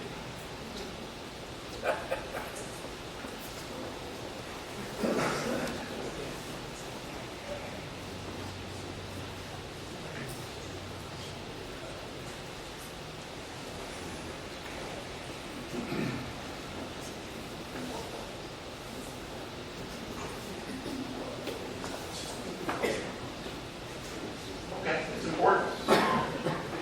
Obviously, you spend a couple hours to do that. Do you plan to attend future workshops?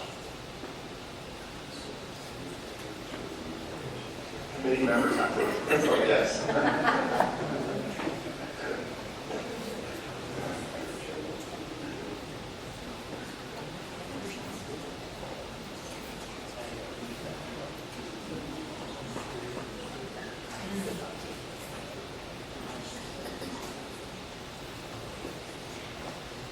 Okay, so high interest.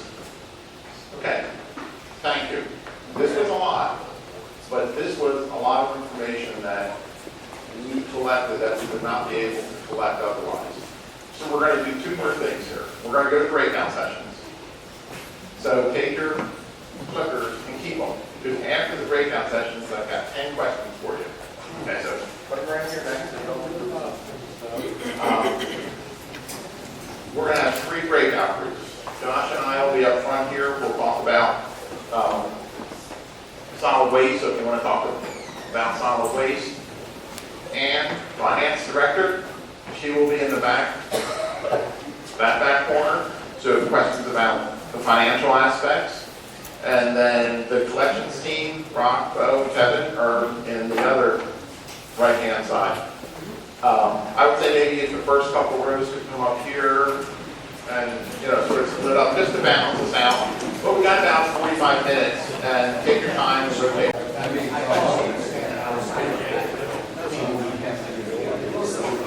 Almost. Yeah, well, they didn't take very much risk, yeah.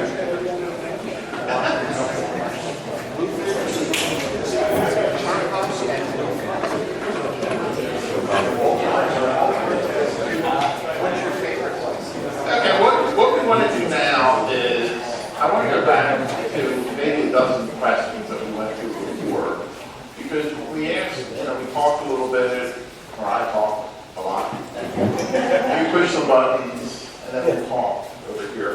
Did your opinions change after you talked to us, after you thought about it, after you talked to the people you're here with? So I'm going to go through some questions. I think this is going to go really quick because we've been through this before. So grab the clickers, and we'll run through these. So this is your satisfaction question again. Are you satisfied with the trash collection program? Does it work for you? What was interesting is we were up here talking was, I'm hearing, well, I was in California, I was in Minnesota, so there's a lot of good feedback. People bring a lot of opinions and feedback from previous locations.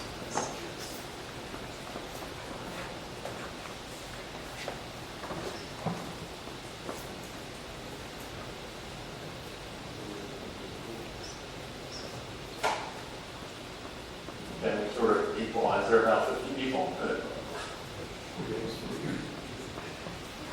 Looks similar, otherwise. Do we need to change the solid waste system? Does it work? Or do you know, the current solid waste system works, there's no need to change it. Do you agree with that? Disagree, neutral?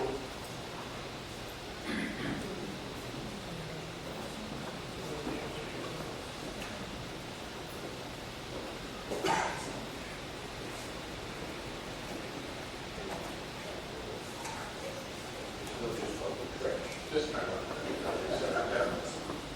always talk trash.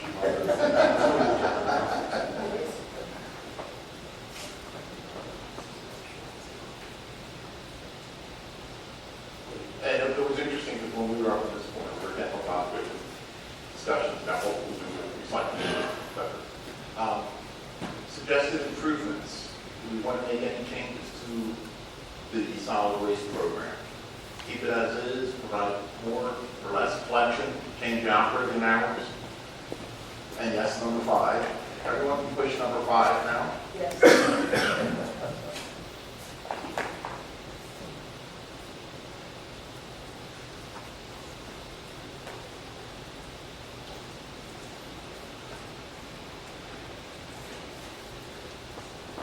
So again, number 5 continues to be fine. The bulk waste pickup, we talked about that earlier, I think there was some of the discussion in the back. Should there be a fee for the bulk waste pickup? Should we charge for pickup, charge depending on the material, etc.?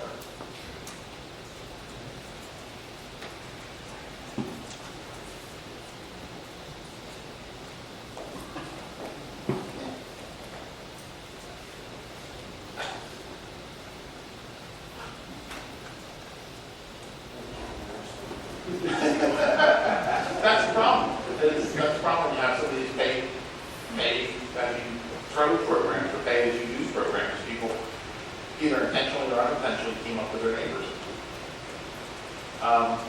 Recycling. Are you satisfied with the current recycling program?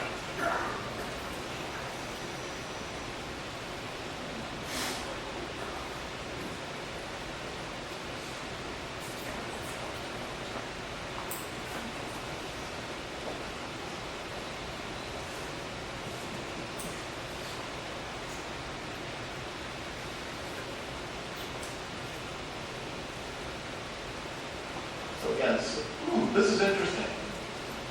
I'm going to have to go back and look at the results because, and maybe because of the difference in people, but before I thought we were higher to strongly agree. I think maybe after the discussions, there's some things that maybe we can be doing better. So, yeah, there is a difference there. Oh, we can skip this question? Everybody wrote no. We'll skip this question because it's, you know, there's a lot we see we have to do with it. So, okay. So this is getting back to recycling. Do we want to keep the program as we have it, add more materials, even if it increases cost, reduce to control cost, or discontinue?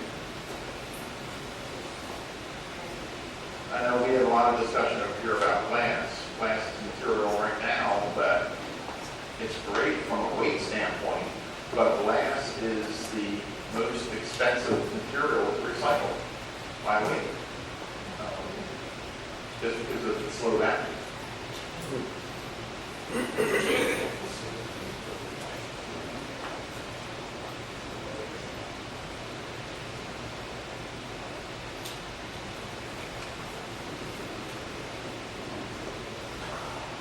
Okay, again, this was pretty deep.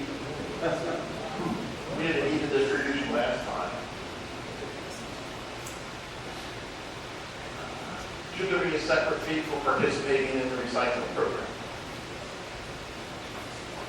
Or the question is, I believe there should be a separate fee. If you agree with that one, if you disagree,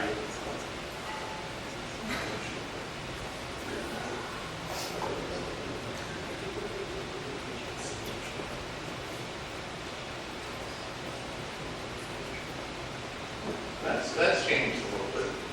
Again, maybe based on This gets back to cost. Should we do all we can to maximize recycling regardless of the cost?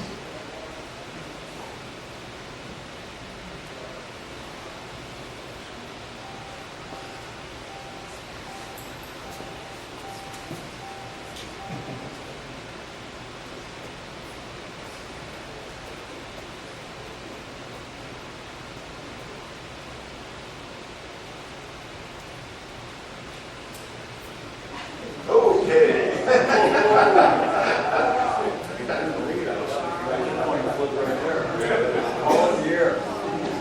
Somebody want to call this one?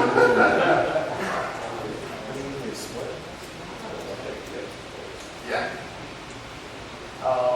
I believe we should do all we can to control cost, even if it means reducing or eliminating recycling.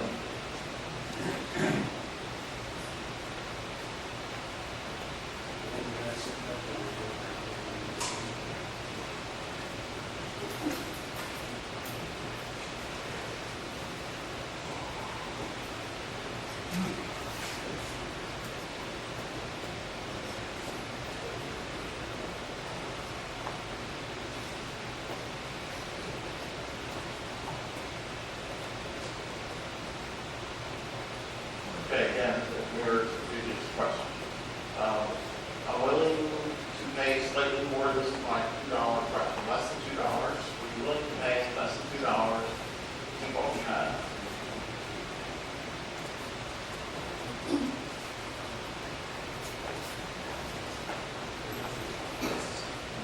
It does. It's interesting how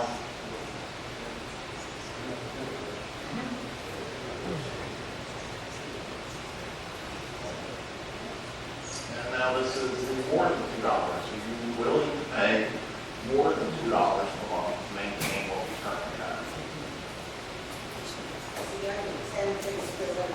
Yeah.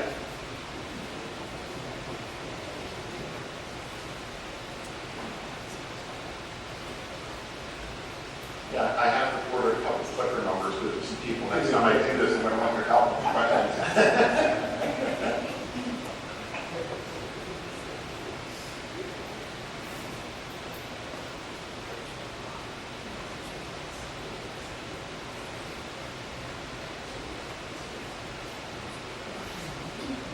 Okay, education. In the future, let's forget about what we've done.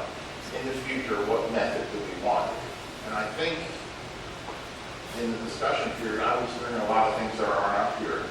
Magnets, people like refrigerator magnets. The current tagging program, where electric can see, well, gee, there's a lot of stuff in recycling. Let's let the resident know that. But based on these questions, based on these, I identified how do you prefer to receive information in the future?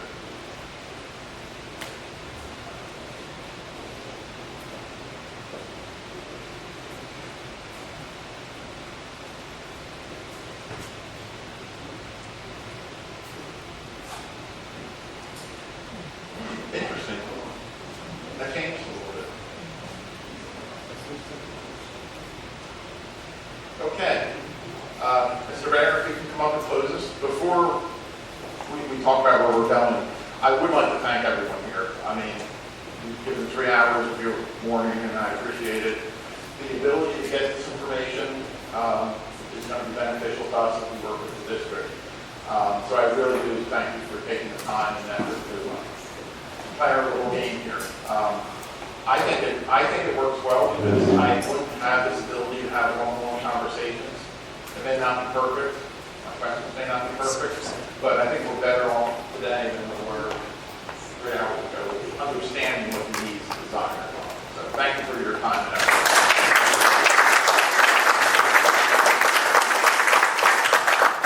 So I do want to thank all of you for several hours of your life, which you'll never get back. I do want to make sure that you know a couple things. First of all, this is a very important process. We'll be creating a solid waste management plan. Every month at the NSTED board meeting, we'll be giving an update to the board members. And so if you wish to attend online, you go into districtgov.org.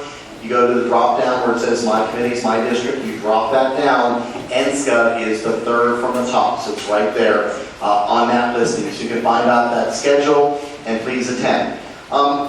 There will be another workshop, and this is very important, to look at the different alternatives that may be under consideration.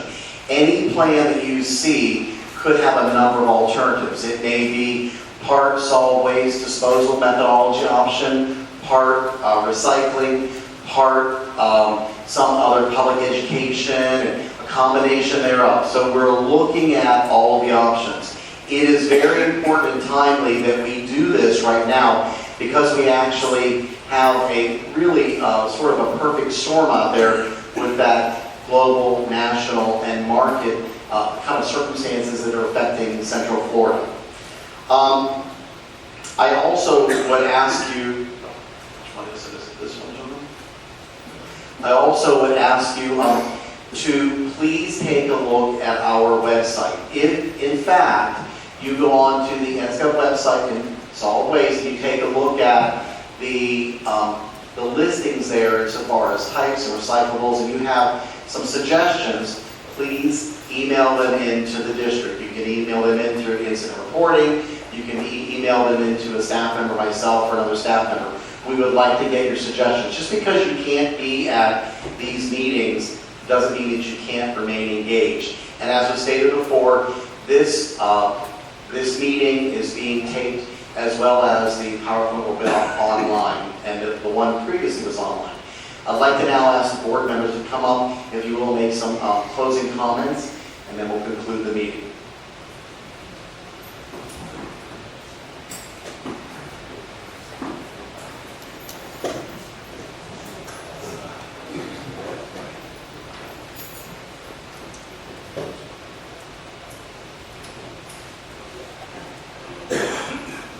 Okay, well, thank you all for, excuse me, for coming to this meeting today. It is an important topic. I guess in my eyes, it's a delicate balance between the economics and the ecology, the environment. And I really appreciate Richard and Kenny and all their staff with all the effort that they put in this and the knowledge. So thank you guys. An additional point, I feel strongly that for our kids and our grandkids that we need to keep this program going, and we need to address how we can balance everything between the waste, the recycling, yard, whatever it is, and put a plan together that makes it so that we can get a high percentage of villagers, residents, that would support the program and willing to pay whatever the additional amount is to build a future here in the villages. I appreciate that the villages and the district is trying to do this recycling and waste management, that we don't end up in landfills and stuff gets burned and recycled.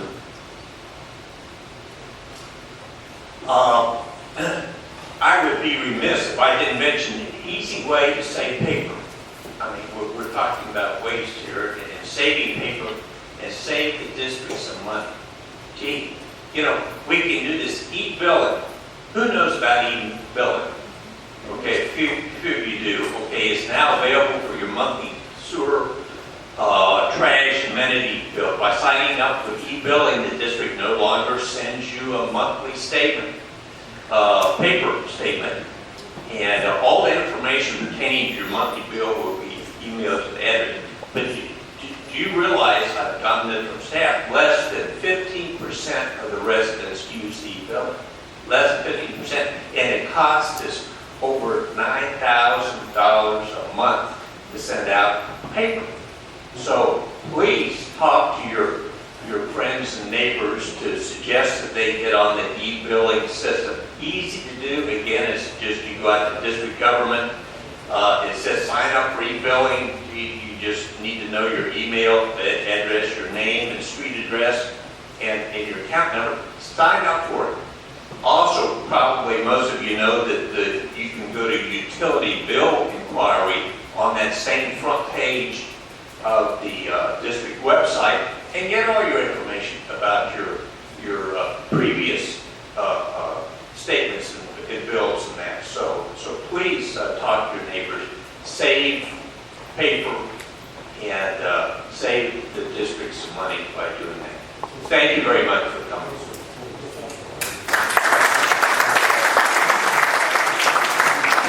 And I believe there's e-billing information on one of the tables in the back. Kelly's got it. Do we have any comments from the audience before we close the meeting? Good job. Thank you. Thank you. So again, I want to, oh, yes, Mayor. Incentives. Maybe if you could just come up a little bit. Incentives. Can there be an incentive to have people sign up for e-billing, et cetera, et cetera? In other words, do you get a small little knock off your bill? So there are some communities that do incentives insofar as, with your early payment of your taxes, that's one that you see, as a regular item with the county and the city governments. We can certainly look at that. Just the reminder is as we have that incentive, then someone picks up that cost. So that's built into the rate overall. So it's always, it costs this much, and if you get a little incentive that moves your bill down a little bit, that cost is then built in that overall rate. But we can certainly look at that. There are also incentives for jurisdictions to encourage recycling, tiers of recycling. You actually, in some communities, earn credits insofar as they can be redeemed to purchase them. There are a number of different programs out there. So those are the sorts of things and suggestions that we'll be looking at, and I appreciate that. Yes, sir, in the back. The website, again, that you said we should go to is AMSCO, AMSCO, or what? AMSCO sounds like it's a painting company for cars. No, so maybe that'd be AMCO. No, districtgov.org. And if you would like, there is a refrigerator magnet on the back that has our website, and also there are some flyers there. But you said there was something third down or something. NSCUD, so NSCUD, the North Sumter County Utility Dependent District. So if you go onto districtgov.org and you go onto My Committees, My District, for those of you that have been on the website, it's a drop-down menu and all the number of districts, and I think third from the top is NSCUD, which is this board, which is in charge of the sanitation, recycling, storm, solid waste for districts 1 through 11. Good question. Districtgov.org. Yes, sir. Richard, for the next mailing that goes out to these people who do not take advantage of instant gratification, why don't you send out a slip that says, hey, did you know you can pay your bill online? And here's the form. So the question was relating to kind of a strategy to announce, basically, I think what you're talking about is the e-billing. Yep. The e-billing. So putting it on the bill as a reminder, putting a slip in. So we have looked at that, and so far as in the past have done, there's been a message about e-billing. We're on the squares, on the on certain market event nights, handing out e-billing information. We've got it in the back. It is kind of amazing how many people still want to get that paper copy. And so that constant ongoing education, public education, is actually something that we're fighting, if you will, an uphill battle with. And yes, I forgot. Well, Kelly Lambert, Kelly Situation. So Kelly Lambert in the back is one of our great employees in charge of finance, customer service, utility billing, and she's a manager. And she just wrote an article. You might recognize her face. So it was just in the Daily Sun, an article about e-billing. So it's a constant education through multiple medias. Thank you. Yes, sir. Oh, Mr. No. How about a surcharge on everybody who gets it? We're going to let you bring that up to the board here. And I thought I just heard one of them mention to me, how about a surcharge for your district? Yes, ma'am. I'm sorry, I have to be the devil's advocate. Yesterday, I got an email from the village insurance. I got an email yesterday from village insurance notifying me that the possible, which I happen to have gotten, email from a company saying I could now pay for my insurance through this e-bill crap was a scam and not to reply to that email. So be careful what you're signing up for. Right, and so always be careful. If you actually want to come into the district office, we will sign you up. And we have 2 convenient locations, don't forget. One in Lake Sumter Landing, one at the fire station down on Southmore, south of 44, fire station 47. Unless there's any other questions, I thank you. Yes, sir. They're also posted to have it on the bulletin board at all the pools. And at the polls on the bulletin board is posted as well. Thank you. So, any other? Thank you so much. And we'll hope to see you at future meetings.